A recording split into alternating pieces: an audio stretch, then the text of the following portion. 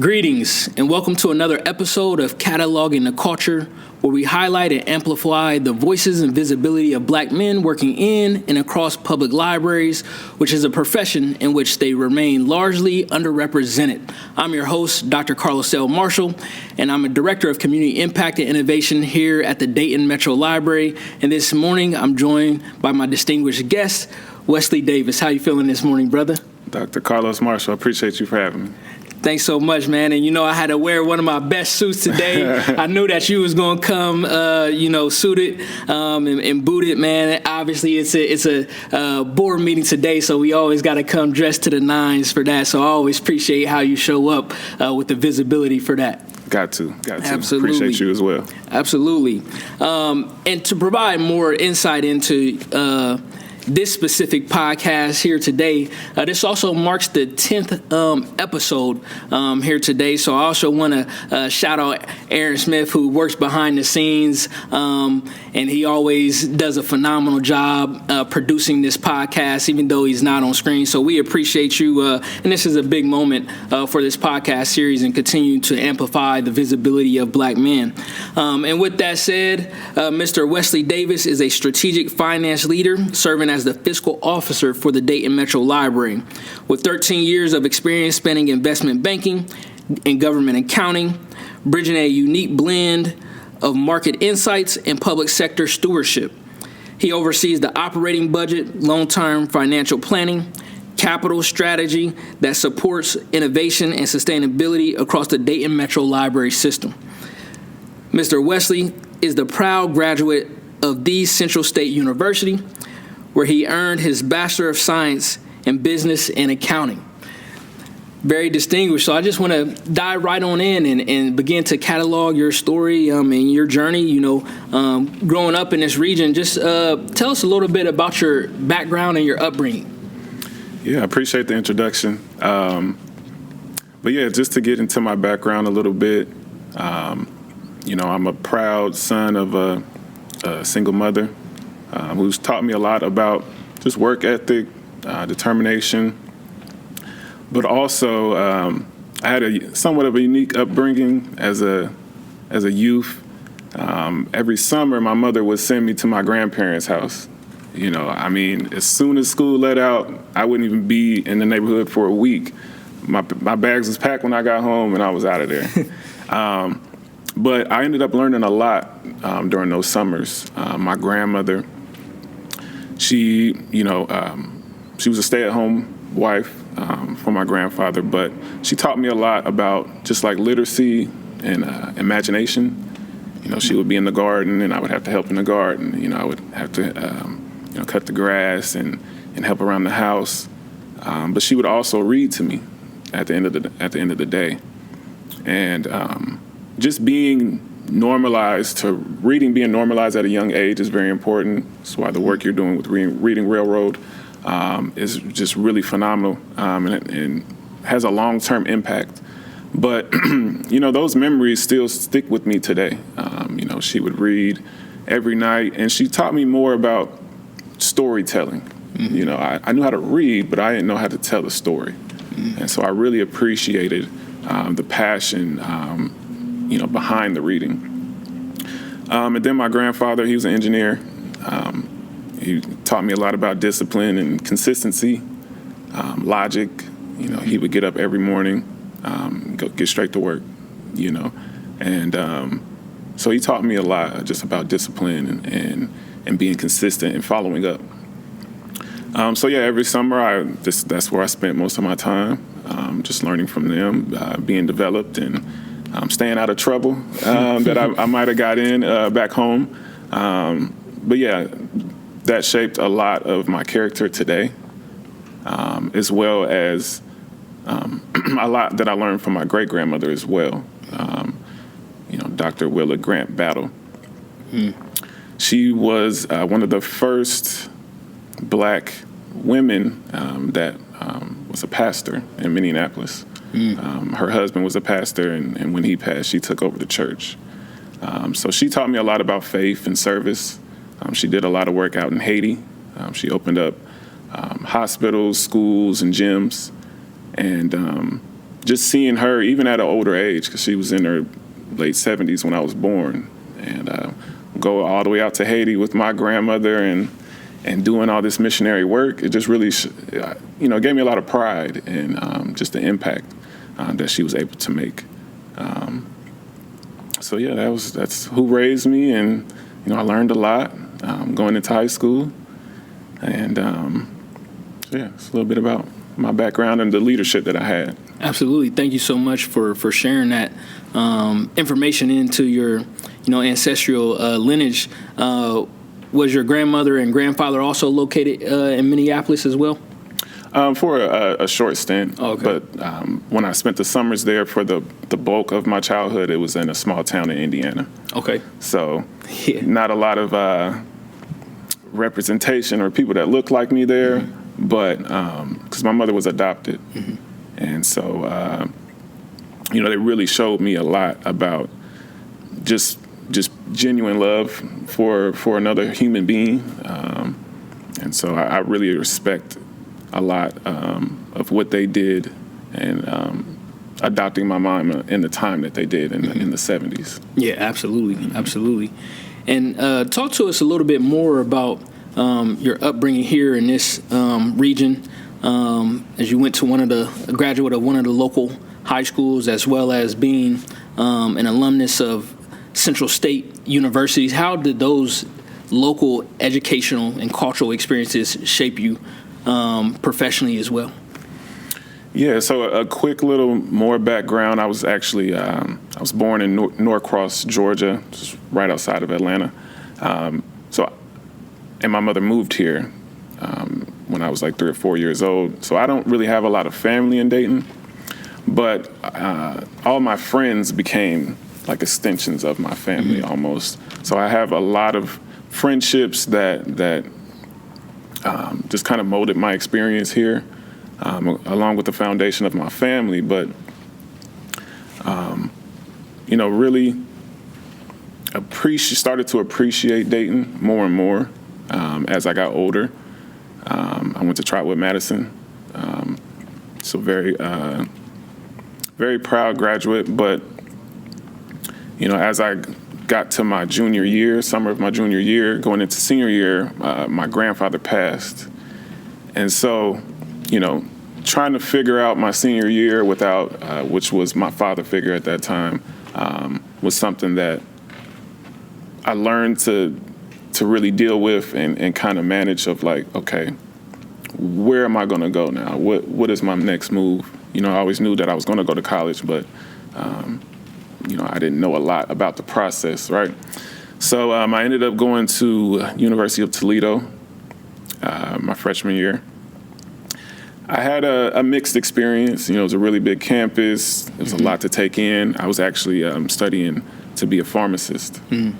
And I felt like the curriculum elevated really quickly for me, and it took me a moment to gain my confidence mm-hmm. just in my academic ability, mm-hmm. Because I'm looking around, I'm like, do y'all know this? So, right.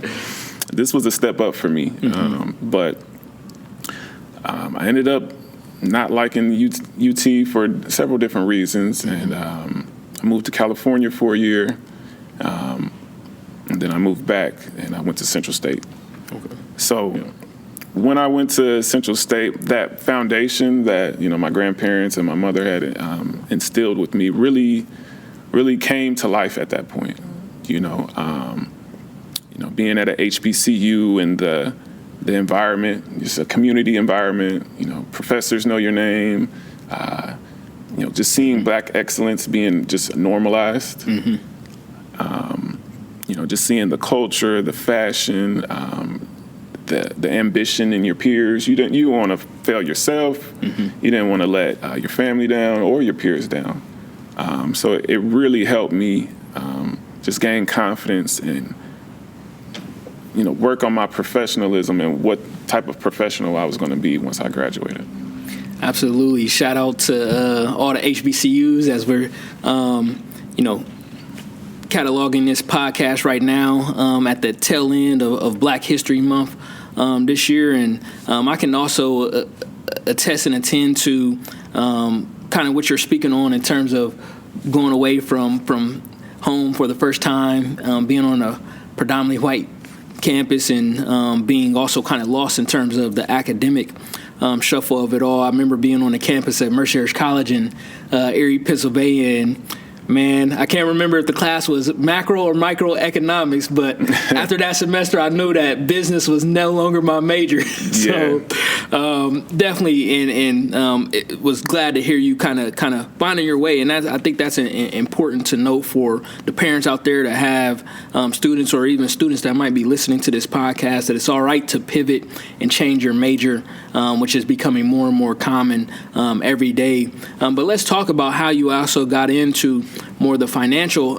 aspects of stuff once you changed your major, and how did that end up eventually getting you into the finance industry, starting with the banking sector, and then how did you then segue into public libraries, because it's very uncommon for black men to be in this profession, but it's also uncommon for black folks to be in finance. So you're kind of at the nexus and intersections of being underrepresented in two fields. So if you could just speak to your trajectory and how you arrived here, that would be great. Yeah, you mentioned a good point about uncommon, right? In certain practices, but just to touch quickly on UT again, it was a different experience, but around that time is when Obama was elected into the as president. So, all that pride that you can have at that point was just at an all-time high.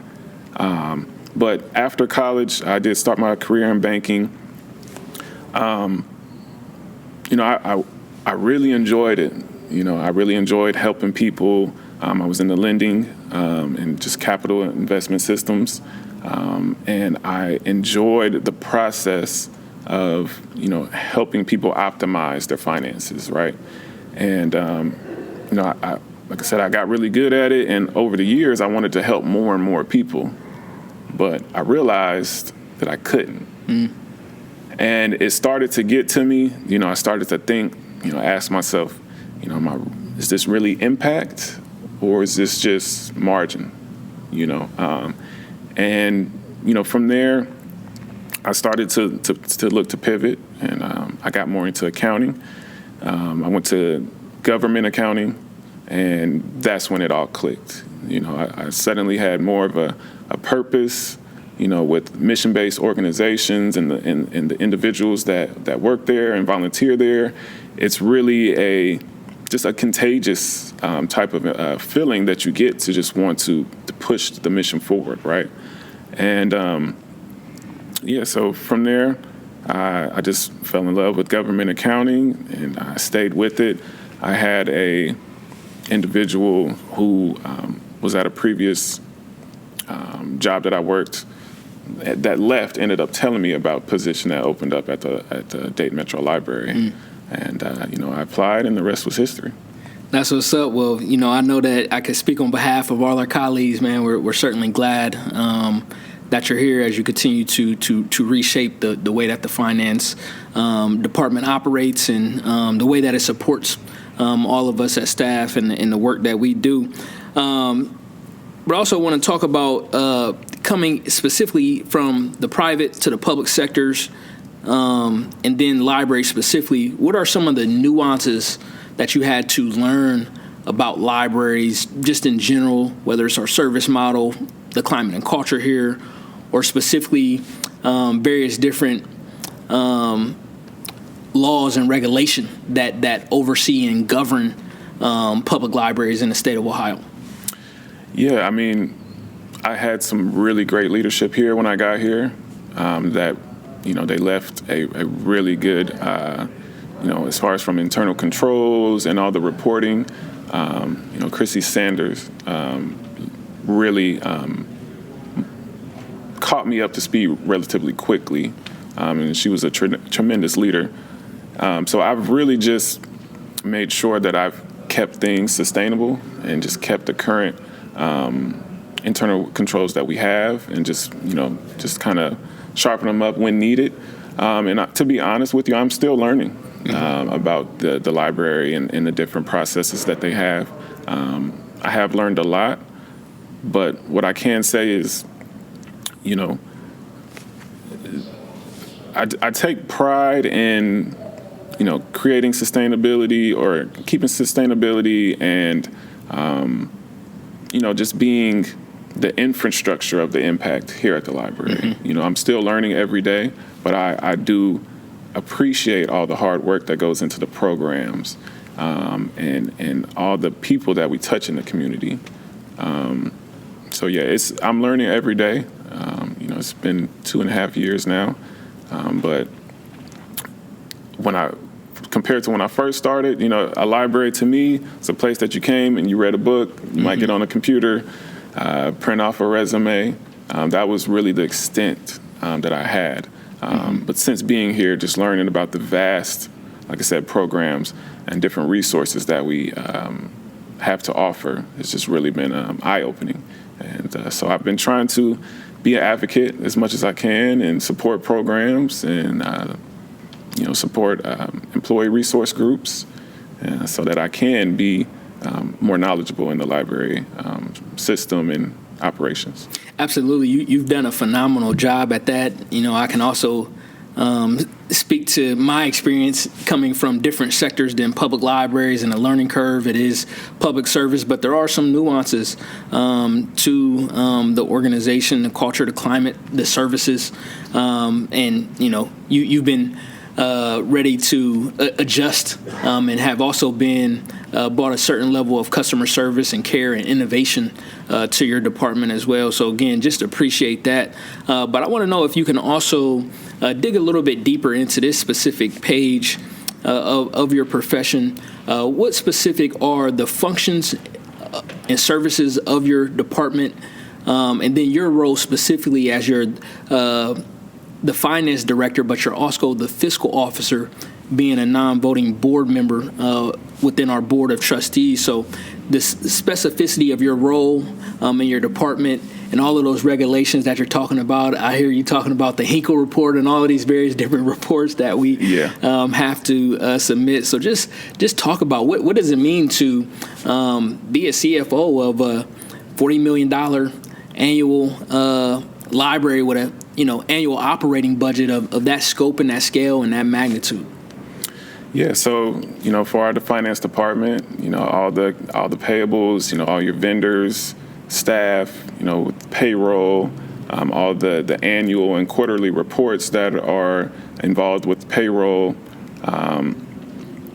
As far as our revenue is concerned, of course, with the public library fund and our real estate taxes. And our other sources of revenue as well, along with investments and our debt service.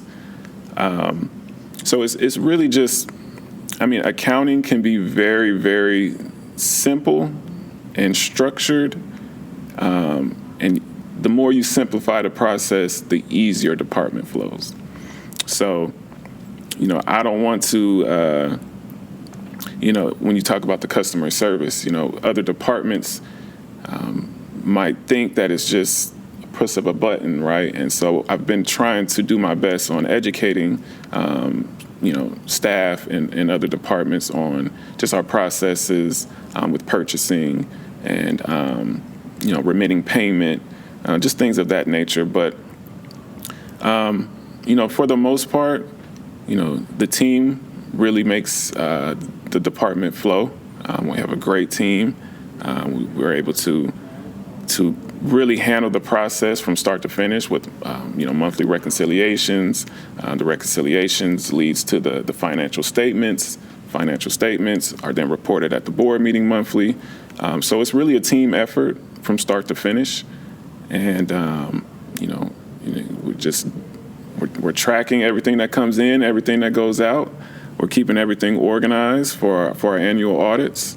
And we're making sure that we're getting out all the annual reports and quarterly reports that are needed in different sectors. So that's really the simple answer for you. Obviously there's a lot more involved in the fiscal officer position, just as far as decision making, forecasting, a lot of different meetings that you have to be a part of.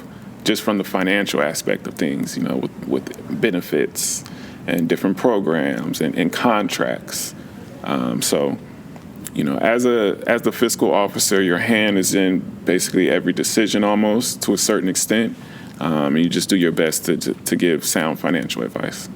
Absolutely, and I want to. You touched on something that was really, really critical, and I want to.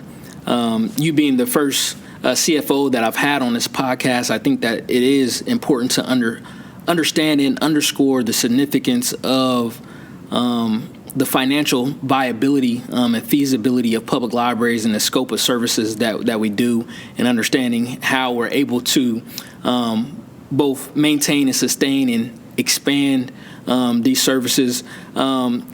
You talked about the Public Library Fund. If you can kind of speak to this, because this is something that's not just specific to the Dayton Metro Library, but that's impacting not only libraries across the state of Ohio, but really across the country, as many of public services are starting to see reductions in funding from state and federal legislators. We recently seen a significant cut to our public library fund. We also, you're speaking to the property taxes. So talking about some of those financial measures and levers that we have from the public library fund, and talking about how that was previously influenced by, sales tax revenues. We have a permanent levy, and then we just passed a new levy on top of that. And so if you could just kind of explain some of those mechanics of how we receive funding, as well as some of the challenges that we have moving forward as costs continue to rise, whether it's related to ebooks or the new facilities that we have. Also, had a bond issue, and just the various different challenges, rising cost of ebooks, deferred maintenance on buildings, uncertainties around public library fund moving forward, as well as, there are even new conversations about elimination of property taxes altogether. So there's a lot going on in the financial aspect of public libraries right now. So, what's your just thoughts and kind of what you're seeing? Yeah, I mean, you alluded to a lot of the things that's going on right now, but I would say right now we're in somewhat of a financial squeeze as a whole, with the public library fund being moved to a line item in the state budget, kind of keeps the revenue flat, as you said, as expenses rise with ebooks and different materials. So we're operating in a time to where we have to be resourceful. And I think that's exactly what they want. But, prior to that, with the public library fund being a part of a percentage of the general revenue fund, the revenue was able to grow with the economy. So when you take that away, you make the public library fund a line item, it just really keeps the revenue flat. We're not able to grow with the economy. As inflation goes up, we stay flat. So that creates just some volatility and something that we're operating through currently. The importance of local property taxes has been very important, and it's going to continue to be something that we need to stress as far as advocacy, just showing legislators the impact that libraries have on communities. Because just like I said, some people might not know exactly, even legislators might not know the impact that libraries actually have on communities and how much of a resource it is for communities. So, it's our job at this point to continue to push the mission forward and to show the community and the voters what a library does for a community. Absolutely. And that's one of the big things is the expansive services that libraries provide. And I know that there are some people that are saying, well, why are libraries getting into all of these various different areas? And, being a innovation fellow myself for the Urban Libraries Councils, this is what people are advocating for and lobbying for on behalf of libraries in terms of workforce development, supporting businesses, small business development, social and emotional services, because it's not that libraries necessarily went out looking to provide these services. We're simply been thrust into our vocational calling as a mission-based organization to serve the people that are coming to our doorsteps. And that's what we're seeing more and more increasingly, particularly in not just urban metro libraries, rural libraries as well, is that we're being called upon as one of the first points of services and contact for people that are in need. So I definitely appreciate you kind of explaining in a very simple and nuanced way. You did a great job of explaining something that's very complex for people to wrap their mind around. And also kind of as, we begin to continue to turn the page in this interview of this podcast, if you could kind of just also talk about, some of the mentors that you've had along your professional journey as well. Yeah, absolutely.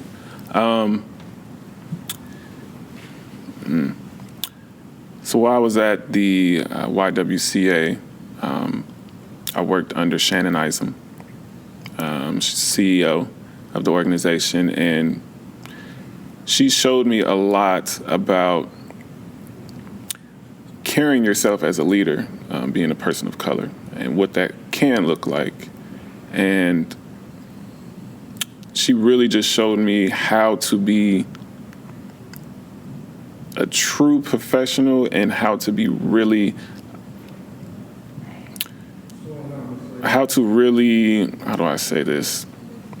Just really be on top of everything.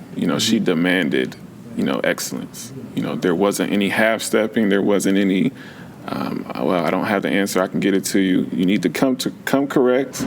You're supposed to be the expertise in this field. So bring that expertise. Don't tell me that you'll have it later.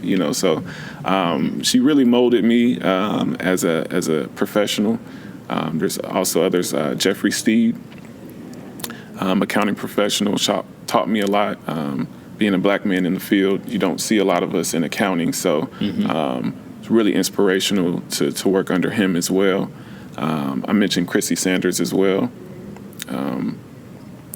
Amani Lewis also was a consultant at a organization that I worked at, and she was also an accountant.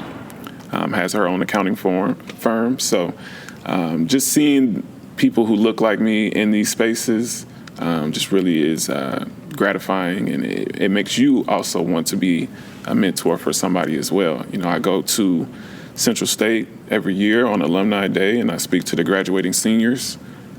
Because I know that I'm going to have to be, a mentor for someone just like those individuals were for me as well. Absolutely, definitely appreciate you, elevating those folks. We're all here as a result of somebody else that's poured into us and laid that groundwork for us as well. As we're talking about, just kind of being underrepresented as black men in the accounting field, but also underrepresented in the library profession, what we know is that black men hold literally just 1% of Masters in Library of Science degrees within the profession. So one of the ways that we're able to increase the pipeline is also raising visibility to non-traditional pathways and trajectories into the profession, such as you and myself, not coming from MILS backgrounds. You talked about also your leadership role in our employee resource group for black staff members and staff members of color. So what are some of the strategies that library leaders can take to continue to diversify the profession, but not only to recruit professionals of color and black men specifically related to this conversation, but also to retain us because the retention is also critical. So what are some other ways that we could continue to make people aware and get people within our pipeline? Absolutely. For me, visibility creates possibility. So there's oftentimes I like to walk around and just be visible because you never know who's watching. Leadership is important. Access to leadership and decision-making roles is very important. when a community comes in and sees a reflection of themselves, I feel like the trust deepens. It creates trust. And being a leader isn't really about the title either. To me, it's being a leader is the type of influence that you have. So as long as we're, like I said, being visible in these leadership roles, deepening the trust of the community, but also not letting the title dictate our impact, but the influence. So we have to continue to be an influence to the younger generation and to the people around us, so that we can be sustainable in these fields.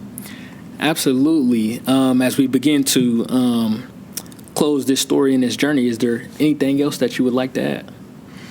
No, I appreciate you for having me. I appreciate you for being an influence as well. I love everything that you're doing in your department. I'll continue to support, along with all the other library programs. I'll be an advocate, and appreciate you for having me. Yes, sir. Appreciate it. And how can people connect with you and follow your work and follow your journey, whether that's social media, LinkedIn?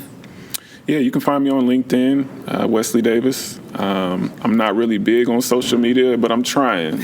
People try to get me on Facebook and things like that. But, I'm a numbers guy. I'm analytical. I don't have really a lot of imagination, like pictures and stuff like that. But for sure, can reach out to me as well at wdavis@DaytonMetroLibrary.org if you ever want to contact me.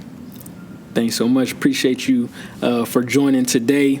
Thank you all again for listening. This was episode 10 of Catalyzing the Culture, where we amplify the voice and visibility of Black men working in and across libraries. Until next time, I'm your host, Dr. Marshall. See ya.